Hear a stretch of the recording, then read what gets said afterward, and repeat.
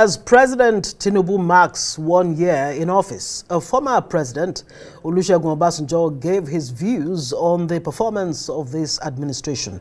Well, in his virtual contribution at the Paul Alaje Colloquium, Obasanjo said to engender investor confidence, the administration must change its current style of leadership. If the truth must be stated, the present administration have not found the right way to handle the economy, to engender confidence and trust for investors to start trooping in. They know us more than we know ourselves. And now they are laughing at us, not taking us seriously. We have to present ourselves in such a way that we will be taken seriously. If the existing investors are divesting and going out of our country, how do we persuade new investors to rush in? And adding debt to debt that will consume all our revenue for debt servicing is no development. If anything, it is anti-development.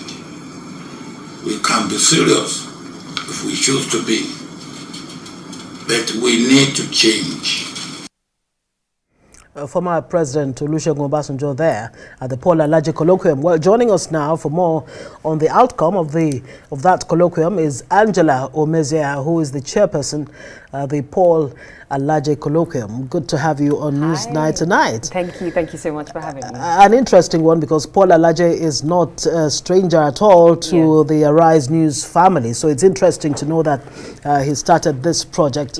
Quite commendable. It's the maiden edition, I gather. Yes. So tell us the high points of today's event.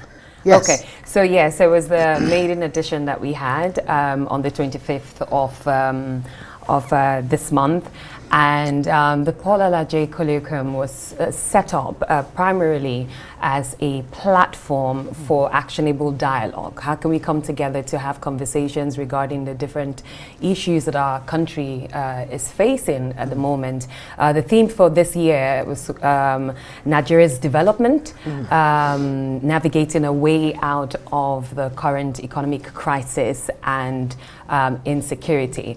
And so we also had different stakeholders that came on board. We had paper presentations on the 4 pillars of the colloquium. The 4 pillars stands on economy, security, social development and governance. And these 4 pillars have ways of intertwining, of course, together. We also had panel discussions as well, which turned out really great.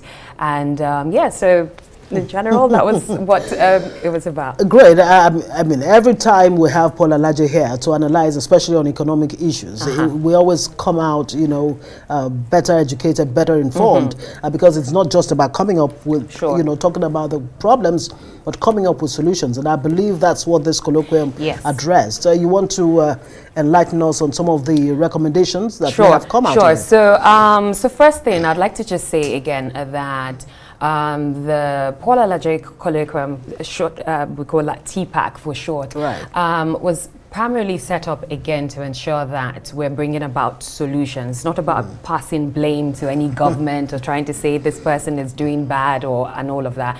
It's how can we all come together again, like I said, to have these conversations and then prefer, actionable solutions. So one of the things that I really loved about the colloquium was, maybe I'll start first from the former Minister for Agriculture, that's Chief Audu Ogbe. In his presentation that he talked about, he raised different issues. One of the things he did say was hitting on the aspect of the what's it called, one of the ECOWAS treaty that was Right. passed by, I think, 1988 or so. That Nigeria is signatory Yes, to. exactly. That allows for different herdsmen within the West Africa countries to kind of like go around and enter into different countries. And this is also affecting the aspect of food, security. And so it's like, how can we have a bit of more, proactive treaties being signed so that would actually prevent farmers and the herdsmen, of course, clashing.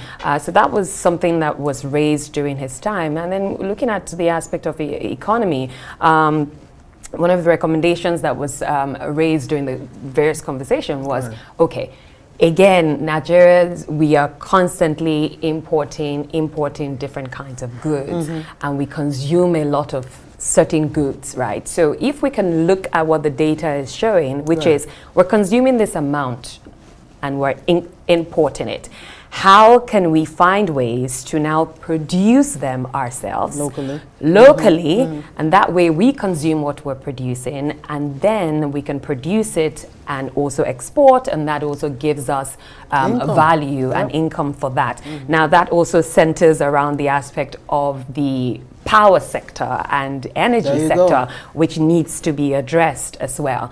And so that leads us back again to how can we ensure that policies are put in place so that we can address the aspect of energy and address the aspect of power, which affects businesses and every other thing. Everything. Yes, every other thing. And I even remember, I think also Chief Audubey mentioned again during his session that, he has, a particular farm that was supposed to be producing castor oil. And now he has to shut it down because of power, issues as well. So not to talk of security situation. And castor oil, I mean, Nigeria is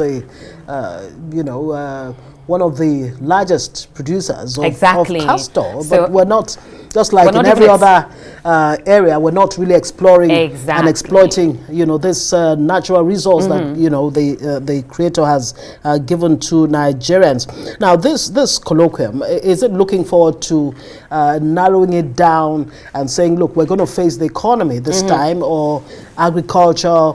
Of course, that's intertwined, or security, and what have you. Is that a possibility going forward? And I'd like to still stay on the agriculture, the herders issue, where Audubey talked about, this need for free movement of herders across the ECOWAS sub-region. Is that his recommendation? No, saying that it should be stopped. It should be stopped. Yes. Great, fantastic. So more like I needed it should to be be clear stopped. about yes, that. Yes, it should be stopped because this is what is causing a whole lot of the clashes and affecting our food security. So that treaty may have been set up in such a way that it was supposed to help that flow, but it's like it's not exactly. So let's find more proactive ways to do that. Were there recommendations to that effect? Well, I think it just it's just. No, not really. It's just more like how can we take that off and probably have new laws coming in place that we could just sign up for. And then a part of also looking at the economy as well, looking at the monetary authorities. So the conversation also was how can we also make sure that they focus on what's it called right now? Focus on the price stability. It's like stabilize the price, also advise the government about the economy.